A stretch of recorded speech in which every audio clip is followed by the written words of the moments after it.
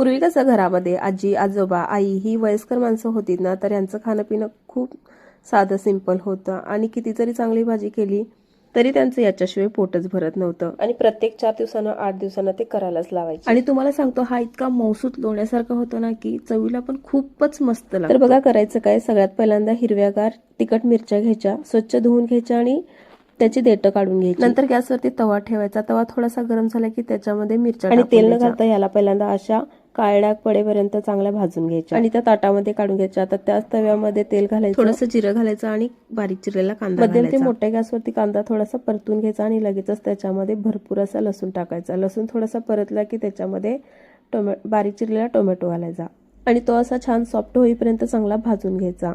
सुरुवातीला आपण जी मिरची भाजून घेतली होती ती त्यामध्ये टाकून द्यायची, नंतर थोडंसं मीठ घालायचं चवीनुसार आणि सगळं व्यवस्थित असं मिक्स करून घ्यायचं। नंतर त्याच्यावरती थोडंसं पाणी शिंपडायचं, त्याच्यामुळे काय होतं खरडा एकदम मौसूद आणि लोण्यासारखा होतो आणि पाणी शिंपडल्यावर ठसका उठतो ना, म्हणून त्याच्यावरती झाकण ठेवायचं आणि गॅस बंद करायचा, झाकण काढून घ्यायचं आणि तवा खाली उतरून घ्यायचा। त्याच्यामध्ये कोथिंबीर घालायची आणि असं वरुट्याने गरम असतानाच मिरच्या चेचून घ्यायच्या, म्हणजे छान असा खरडा तयार होतो।